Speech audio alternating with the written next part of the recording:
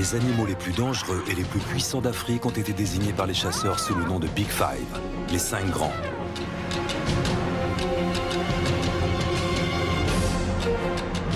En Amérique du Sud, 5 espèces sont emblématiques de la faune sauvage.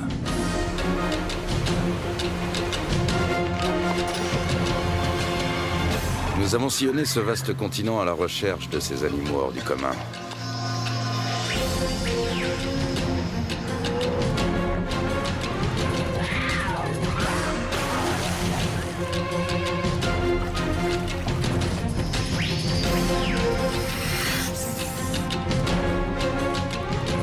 Des guides expérimentés nous ont amenés jusqu'à eux pour mieux vous les faire découvrir.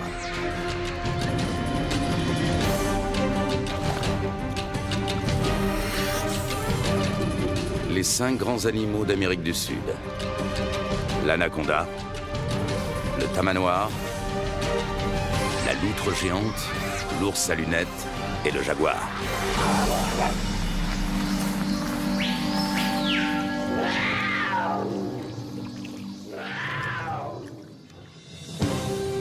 À l'époque où les safaris étaient synonymes de chasse pour quelques privilégiés, il fallait plusieurs semaines pour allier l'Amérique du Sud depuis l'Europe. Désormais, cela prend à peine une journée en avion. Direction le sud du Brésil, sur la piste d'un magnifique prédateur.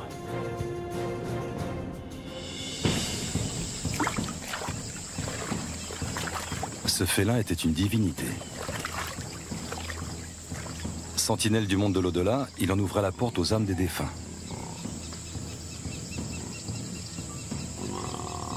Dans de nombreuses civilisations d'Amérique du Sud, il était vénéré et craint à la fois. Des chamans se métamorphosaient en jaguar pour voyager dans l'autre monde.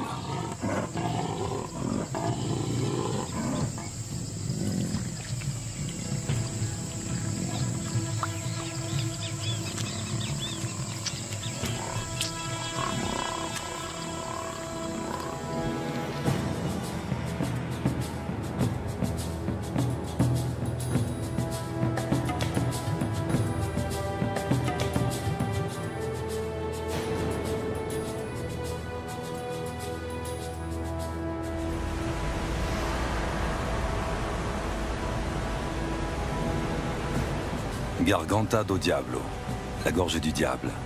Les chutes d'Iguassou sont parmi les plus impressionnantes du monde.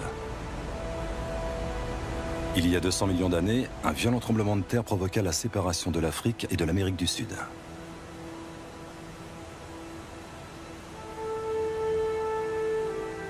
Il donna naissance à des falaises basaltiques de 70 mètres de hauteur.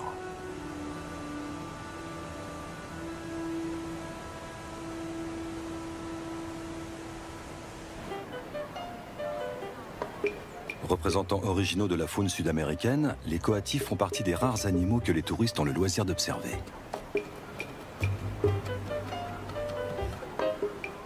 Lorsqu'ils n'ont plus de reste à grappiller, ces habiles grimpeurs retournent dans l'arbre voisin. Les coatis sont des plantigrades omnivores, très friands de vers, d'escargots et de coléoptères.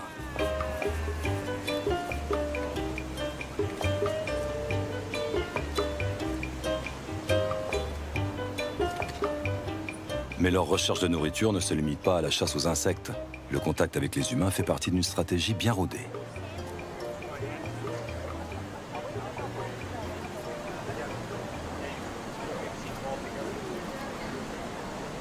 Les touristes sont loin de se douter que des animaux bien moins inoffensifs évoluent dans les parages.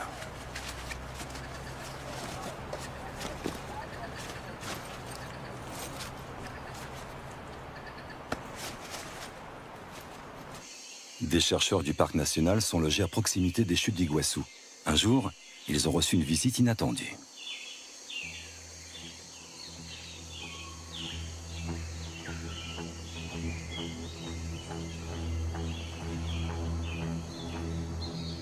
Depuis, les 2 jeunes jaguars sont coutumiers des lieux.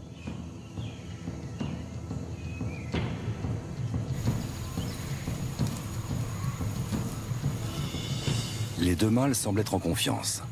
Un piège a été aménagé par des chercheurs.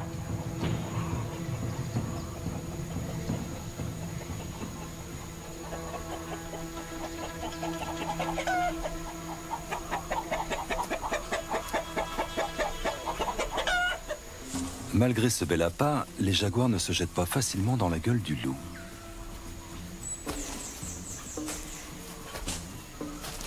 Pour les chercheurs du projet carnivore, les deux jaguars posent un défi de taille.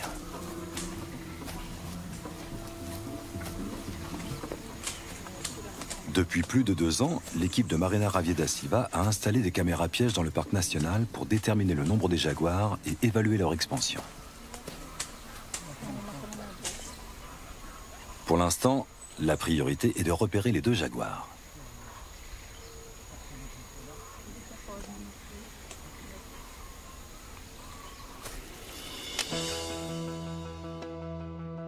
En général, les jaguars évitent la proximité des hommes. Si une confrontation devait avoir lieu, elle pourrait être fatale.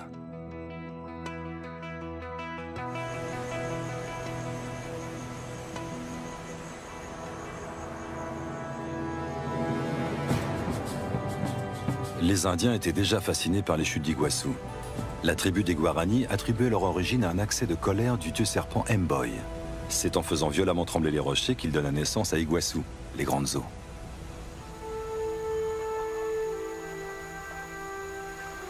Ils avaient le plus grand respect pour le jaguar et le considéraient comme l'animal le plus féroce de la jungle. Il serait né de l'union d'un démon femelle avec son propre fils.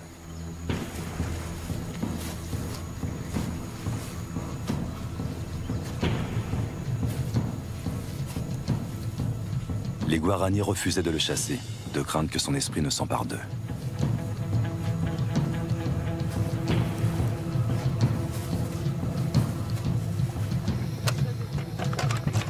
Quant à nous, nous nous efforcerons de le filmer dans son univers naturel, le jaguar étant l'un des 5 grands animaux d'Amérique du Sud.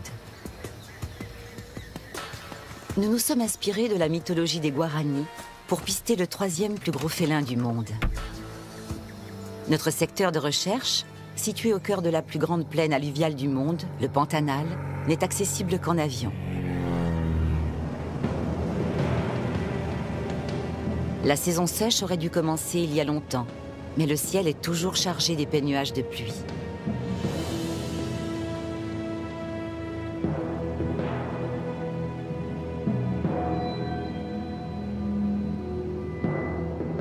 Les inondations vont contrecarrer notre projet et rendre difficile l'atterrissage.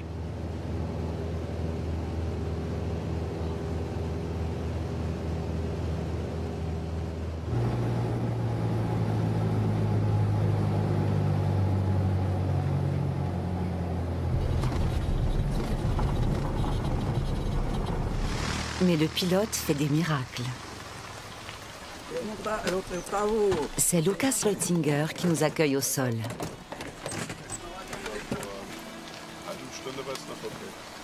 D'origine suisse, il dirige depuis quelques années la ferme qui va nous servir de quartier général pour les semaines à venir.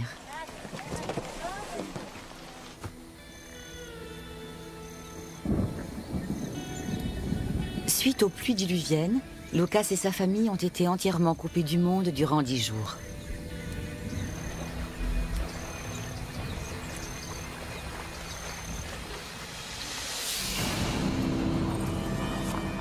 Lucas est biologiste. Soucieux du bien-être de la faune sauvage, il laisse à l'état naturel près de la moitié de sa propriété de 11 000 hectares.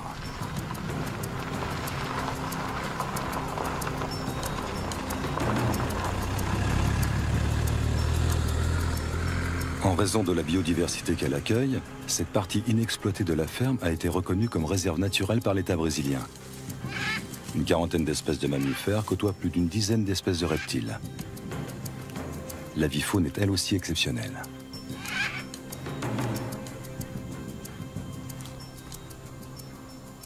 Les capybaras sont les plus gros rongeurs du monde. Leur ennemi juré est le caïman.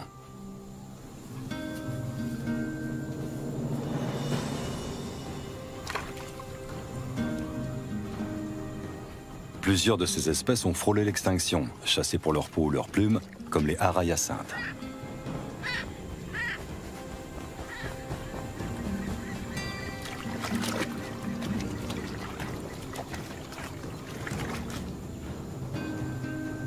Depuis une dizaine d'années, le Brésil reconnaît officiellement ses réserves privées, véritables zones de protection contre les braconniers.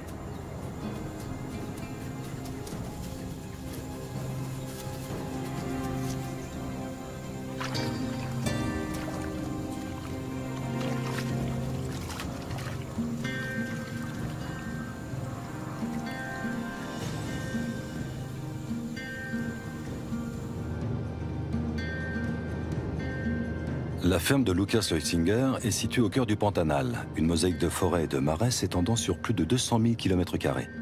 L'avion est souvent le seul moyen d'inspecter ces troupeaux.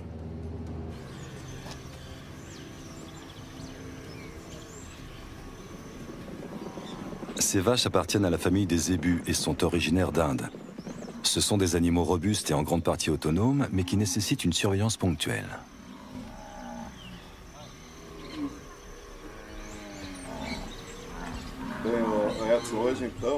Edson, aujourd'hui on va déplacer le troupeau du terrain numéro 4 vers le terrain numéro 3. Tu le conduiras ensuite dans le numéro 2 en passant par l'arche. Pour le dernier tronçon, il faudra faire traverser le troupeau à la nage. Ça ira? Oui, T'es sûr? oui. C'est juste que Paolo nage comme un fer à repasser.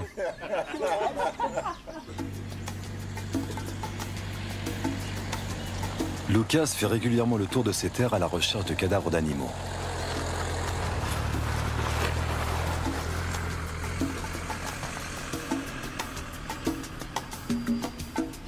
Un vol de vautours est un signe infaillible.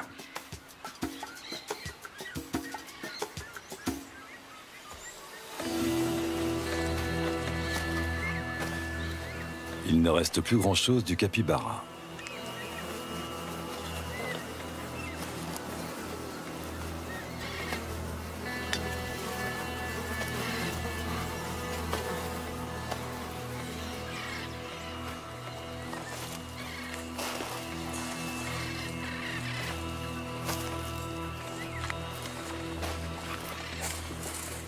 Une empreinte de patte indique que le capybara a été dévoré par un jaguar adulte.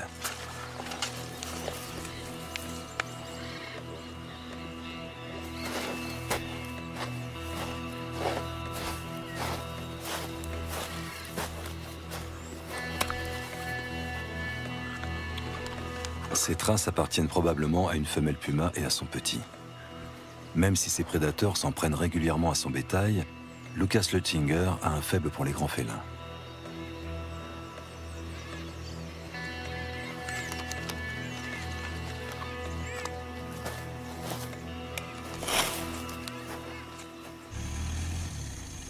En novembre 2008, il a noué une relation très particulière avec l'un d'eux.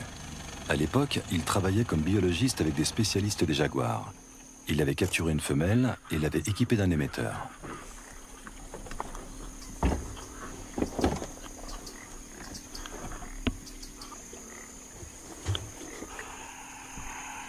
Dans les semaines qui suivirent, il a pu localiser à tout moment Barbie, le nom donné à la femelle.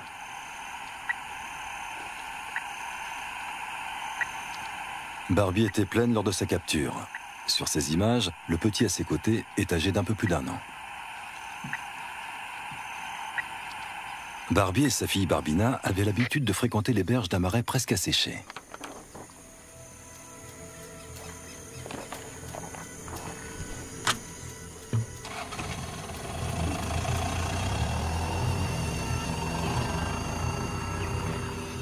Au printemps 2010, le signal de l'émetteur resta fixe plusieurs jours. Lucas dut se rendre à l'évidence. Barbie était morte.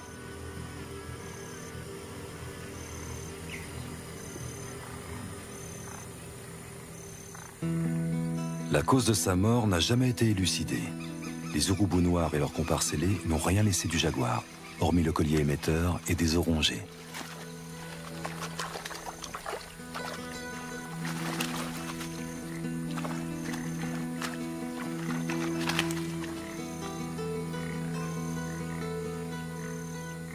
Mais qu'est-il advenu de sa fille? Si elle est encore en vie, où peut-elle bien se cacher?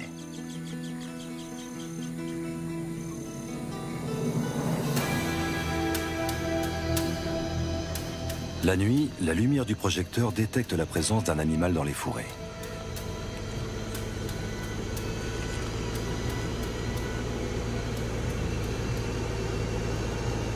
Lucas Leutzinger l'a traqué durant des semaines, presque toutes les nuits. Cette silhouette pourrait bien être celle d'un jeune jaguar.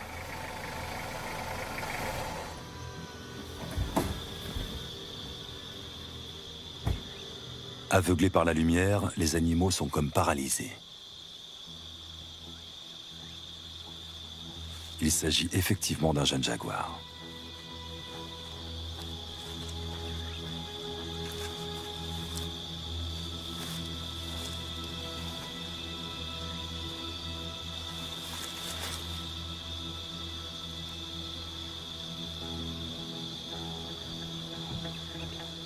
C'est bien Barbina qui le regarde droit dans les yeux.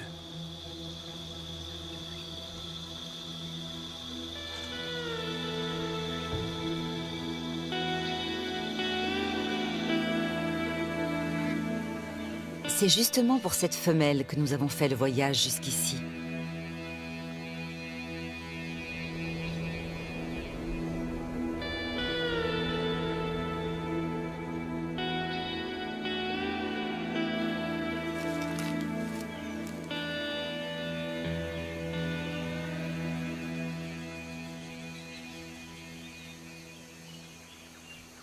Nous allons devoir traverser une vaste zone inondée, et ce n'est pas un mince obstacle.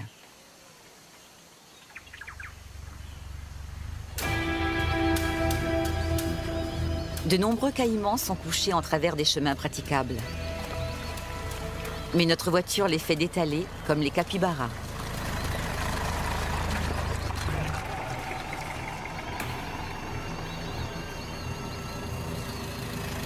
Notre guide Fernando a l'habitude des pistes impraticables.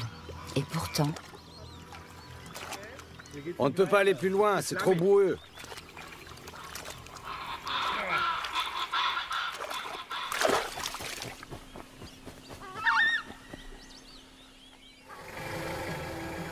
Et il n'y a pas d'autre route. La clôture qui sépare la ferme de Lucas de la propriété voisine ne nous laisse pas le choix. Fernando nous montre qu'un pantanero moderne n'est pas seulement expert dans le maniement d'un cheval.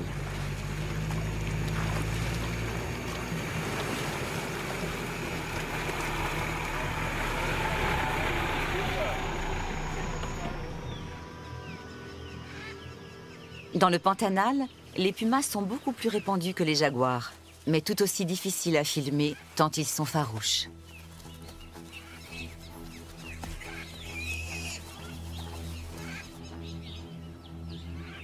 Le puma semble tiraillé entre sa peur de l'homme et son instinct de prédateur.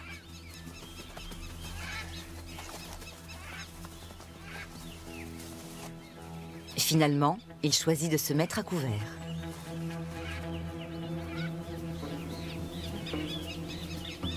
Les araignées à baldaquin se déplacent le dos en bas et attendent que des insectes viennent s'emprisonner dans leur toile.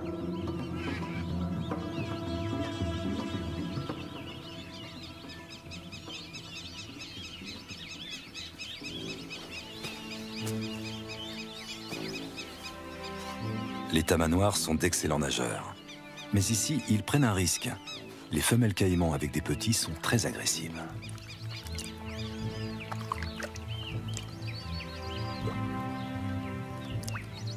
Les petits caïmans sont à la merci des hérons, des cigognes, voire de leurs propres congénères.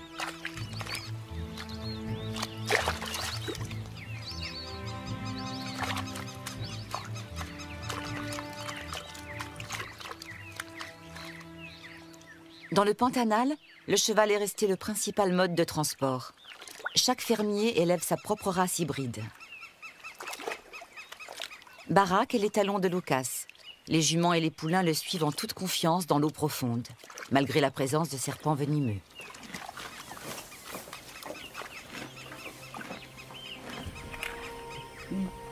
Face à un congénère, l'étalon serait devenu agressif, mais il semble bien disposé à notre égard.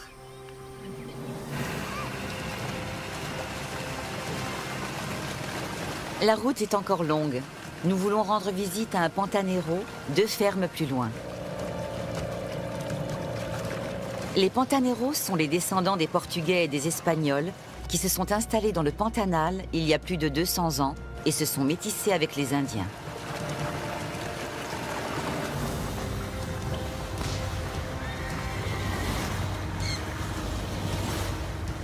Lorsque la chasse aux jaguars et aux pumas était encore autorisée, chaque ferme ou presque avait parmi ses employés un pantanero, spécialement affecté à cette activité.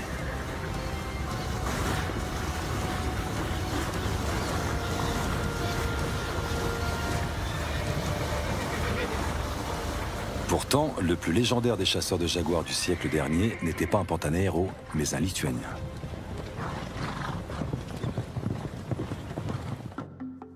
Sacha Zimmel a même fait filmer ses exploits. Il commençait par chercher la piste du félin avec des chiens. Un Pantanero lui avait appris à se servir d'une sagaie, un javelot de 2 mètres de long. En 1925, Sacha Zimmel tua son premier jaguar.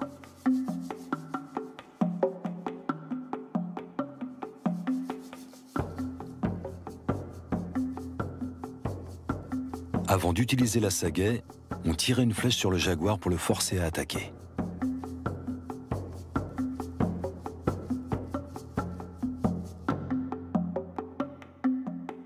Blessé et cerné par une meute de chiens, le malheureux félin n'avait aucune chance. Sacha Zimmel en aurait tué plus d'une centaine.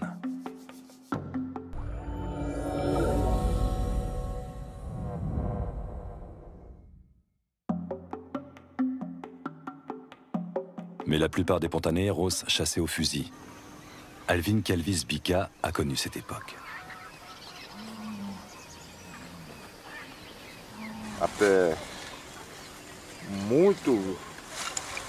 J'ai vu beaucoup de jaguars. J'en ai capturé 6 ou 7 et une dizaine de jeunes. Chaque fois qu'un jaguar tuait une vache ou un taureau, un cow-boy partait à sa poursuite avec un chien et son courage pour l'abattre. S'il réussissait, il recevait un cheval ou une vache en échange de la fourrure.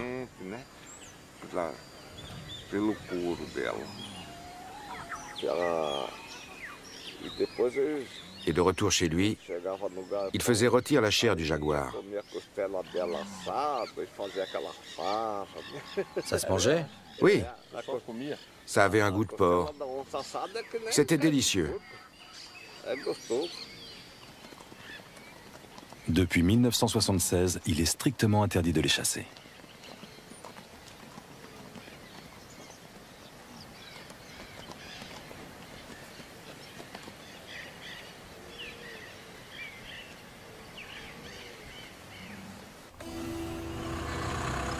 Fernando, tu m'entends? Affirmatif. Vous êtes où? On est sur la route de Caranda, on va à la baie aux Caïmans. T'as vu des traces? Des traces de jaguar? Oui. Non, j'ai rien vu. Celui qui a vu quelque chose, c'est Paolo hier, du côté de Tapera. Avec Lucas, nous cherchons le meilleur endroit pour installer une caméra à vision nocturne. C'est incroyable. Ce sont des empreintes de jaguar. Il est passé par là il y a au moins 2 heures. Peu avant la tombée de la nuit, nous pouvons enfin installer la caméra près de l'endroit où Lucas a relevé des traces.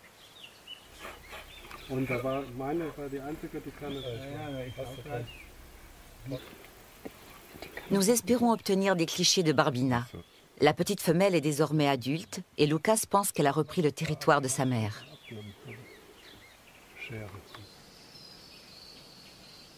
Nous ne pourrons régler le projecteur à infrarouge de la caméra qu'une fois l'obscurité complète.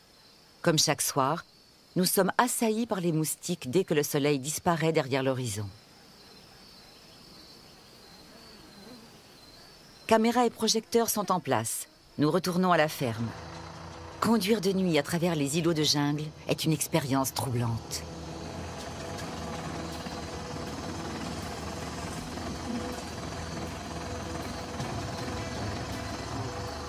La lumière des phares réfléchit les yeux des nombreux caïmans à l'affût dans l'eau. Un renard crabier est lui aussi en quête de nourriture.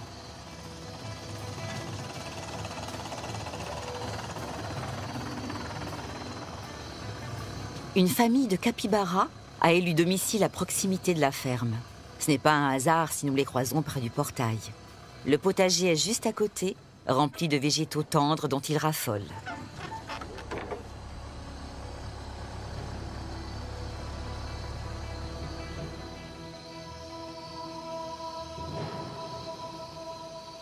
Pendant ce temps, notre caméra attire un curieux.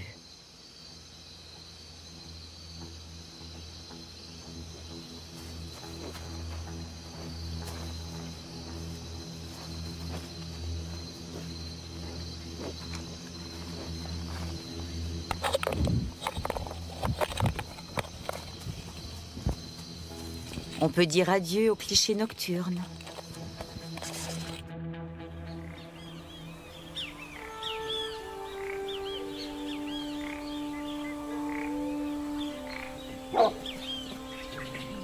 Dernier préparatif. Les chiens sont surexcités. Ils sentent déjà la piste qu'ils vont suivre.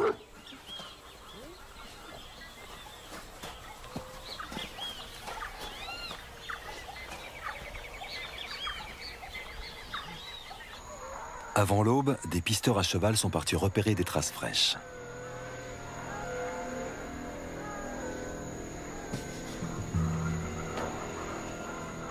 Objectif, capturer Barbina et l'équiper d'un collier émetteur. Mais ces traces s'arrêtent souvent au bord de l'eau.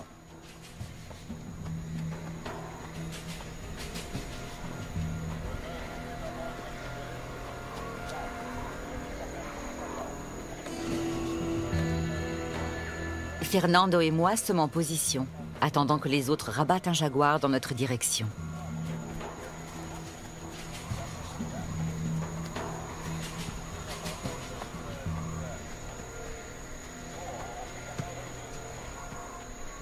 Fernando a déjà participé à plusieurs battues, mais elles n'ont débouché qu'une seule fois sur une capture, celle de Barbie. On fait intervenir les chiens une dernière fois.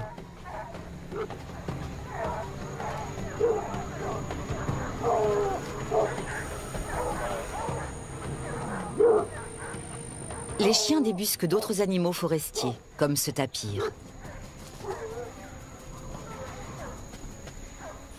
Les jaguars étant d'excellents nageurs, Barbina s'est sans doute enfuie depuis longtemps par les étangs. Mais nous sommes décidés à ne pas abandonner nos recherches.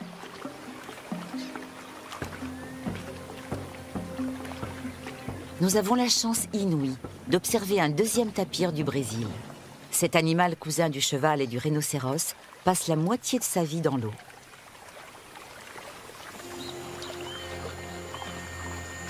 Les chevaux de Lucas sont habitués à marcher dans l'eau profonde. Sur leur dos, nous ne craignons personne, pas même un caïman. D'ailleurs, les bêtes les plus dangereuses sont les serpents.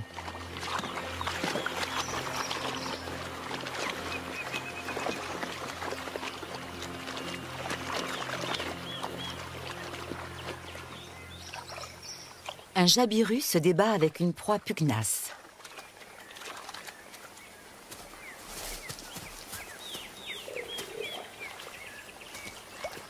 Ce que nous avions d'abord pris pour un serpent est une anguille.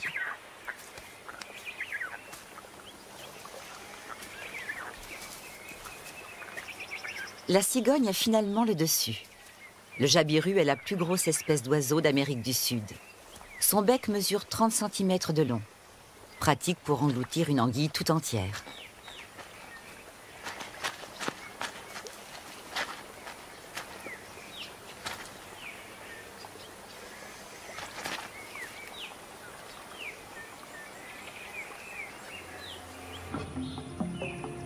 Les jaguars fréquentent parfois les parties asséchées des berges du Rio Negro.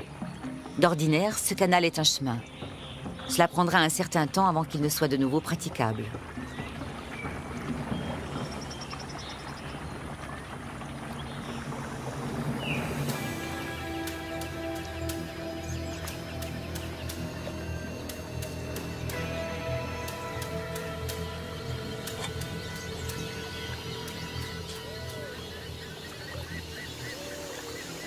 Lucas Lutzinger a recours à un vieux truc de chasseur.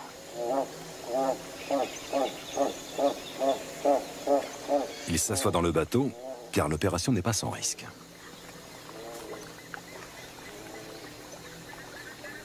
Si un jaguar est dans les parages, il réagira aussitôt à ce faux cri d'un supposé rival.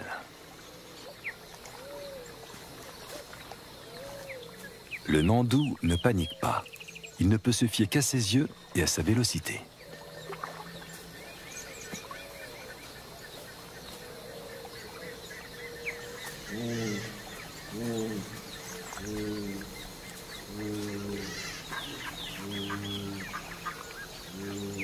Lucas sait que les jaguars sont d'excellents nageurs.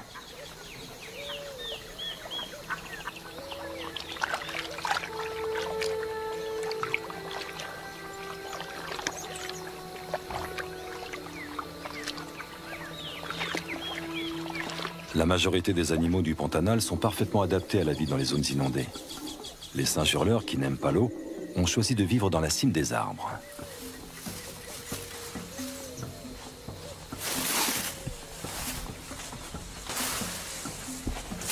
Si nous voulons trouver des traces, il faut se concentrer sur les îlots de forêt au sec, où Lucas Leutzinger a installé des caméras pièges.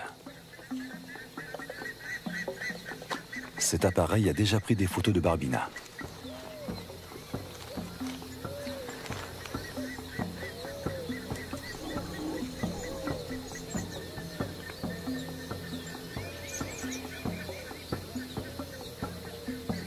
Sauf erreur, il devrait s'agir de Barbina. L'appareil s'est déclenché toutes les secondes. La femelle était pressée.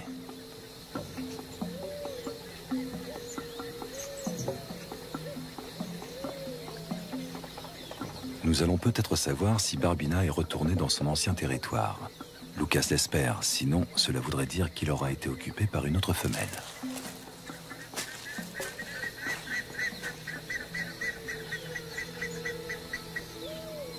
Les jaguars, aussi bien les mâles que femelles, se battent pour leur territoire. La mère de Barbina a très bien pu mourir au cours d'un combat avec une rivale.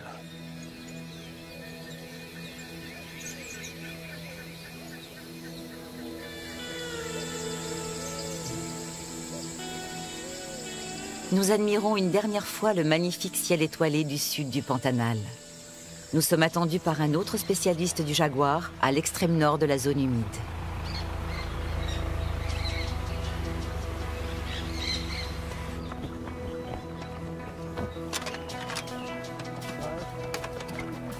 Nous passerons les prochains jours sur un bateau qui nous conduira jusqu'au secteur de recherche de Douglas Trent.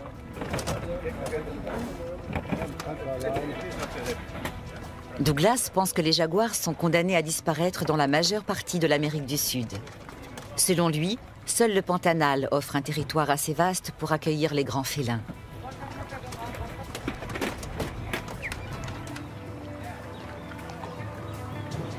Au début de notre périple, le capitaine raconte à Douglas une histoire qui résonne comme une mise en garde. J'avais vu un jaguar 2 jours plus tôt.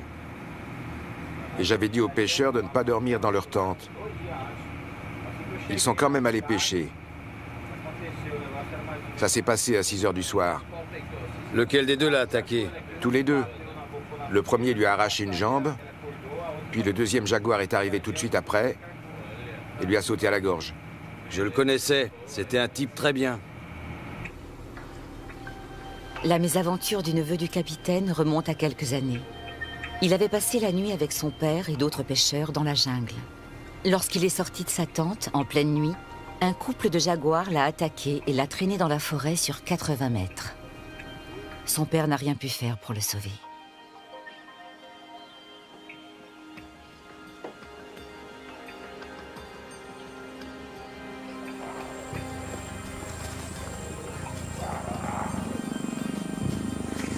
Les jaguars sont des solitaires.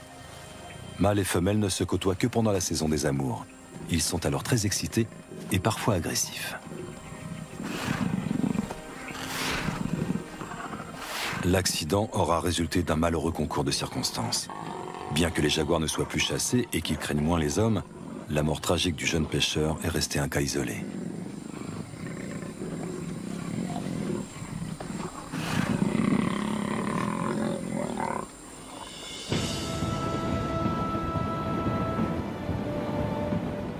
Nous avons voyagé toute la nuit sur le Rio Paraguay, en direction du sud. La zone est interdite à la pêche, le temps de reconstituer les stocks de poissons qui ont chuté de façon drastique.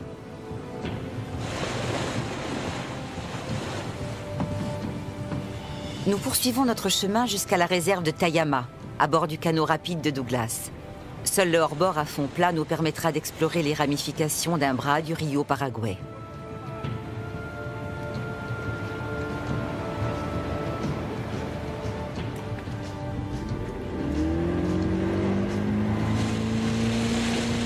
Nous sommes optimistes. Douglas a recensé 39 jaguars dans la réserve. Malgré cette densité inhabituelle, l'observation de jaguars en liberté reste très aléatoire.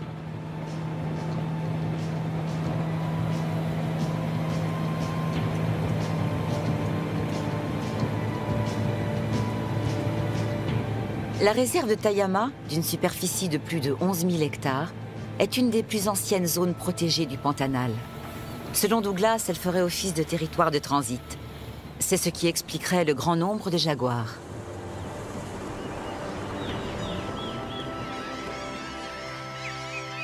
Les premiers bancs de sable émergés ont été pris d'assaut par les sternes à gros becs et les becs en ciseaux noirs.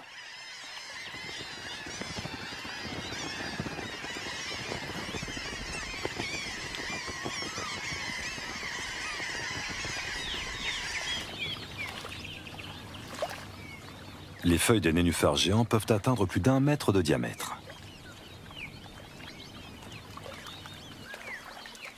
Les fleurs ne s'ouvrent que durant 2 nuits consécutives. La journée, elles restent fermées. Un jaguar, un jaguar. C'est un couple de jaguars. Dans la réserve de Tayama, ils se déplacent d'île en île en nageant, des conditions qui les avantagent pour chasser.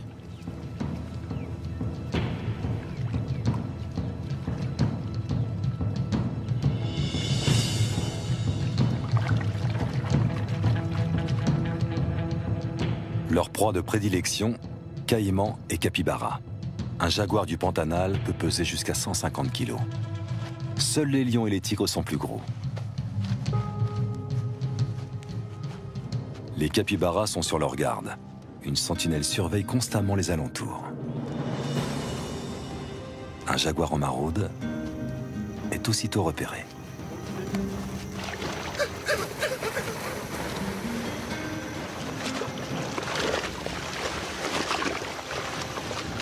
Sauf qui peut général. Heureusement, les capybaras peuvent parcourir de longues distances en plongée.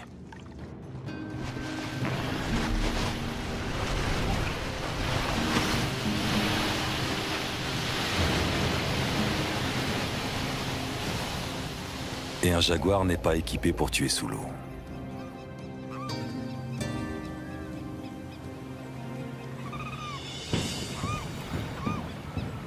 Les jaguars adorent prendre un bain de soleil sur les berges du fleuve. Douglas connaît quelques-uns de leurs coins favoris.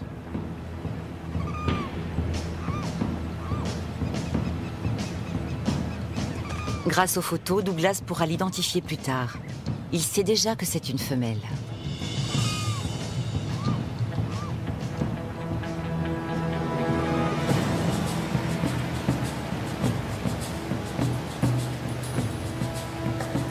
Chaque soir, nous remontons à bord du bateau à un endroit différent. Car pour faire le tour de la réserve de Tayama, notre capitaine voyage jusque tard dans la nuit.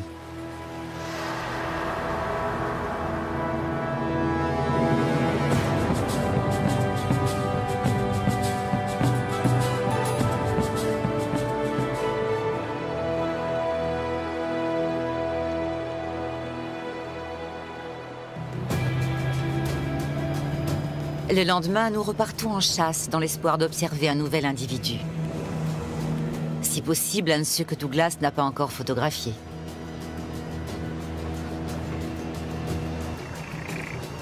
La présence d'un clan de capybaras est de bon augure. Les jaguars ne sont jamais bien loin. Le fauve ne nous a pas encore vus.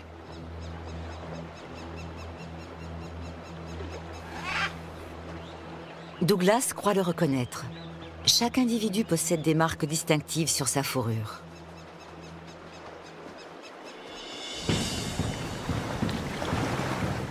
Nous décidons d'accoster pour suivre le jaguar.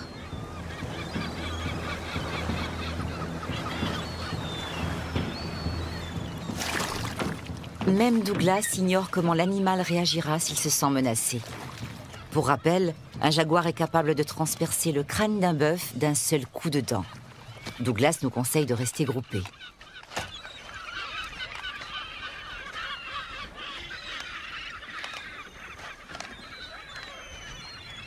Douglas l'aperçoit le premier. Le jaguar semble nous avoir repérés, mais reste étrangement serein.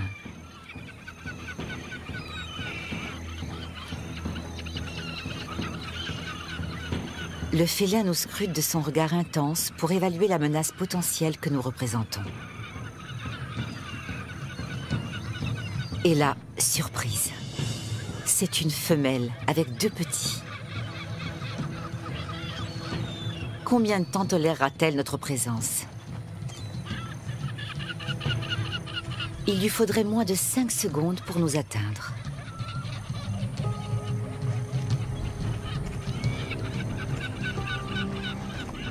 Mais nous retiendrons seulement le sentiment de bonheur intense d'avoir pu approcher d'aussi près ces magnifiques félins.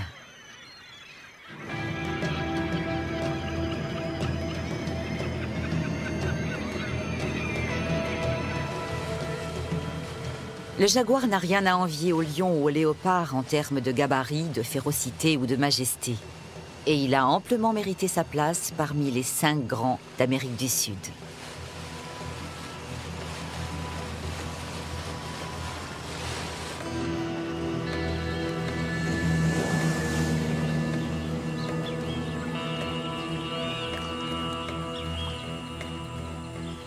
Puissant, redouté, solitaire et invincible, des attributs qui en ont fait le roi de la jungle sud-américaine.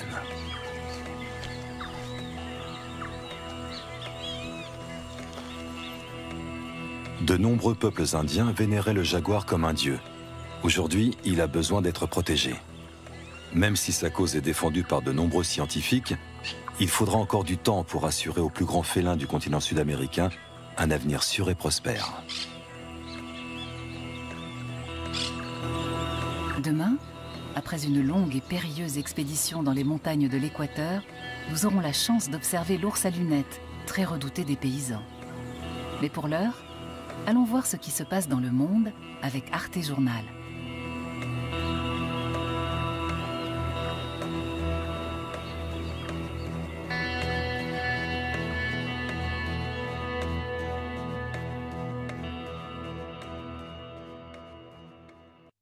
Suivez le flux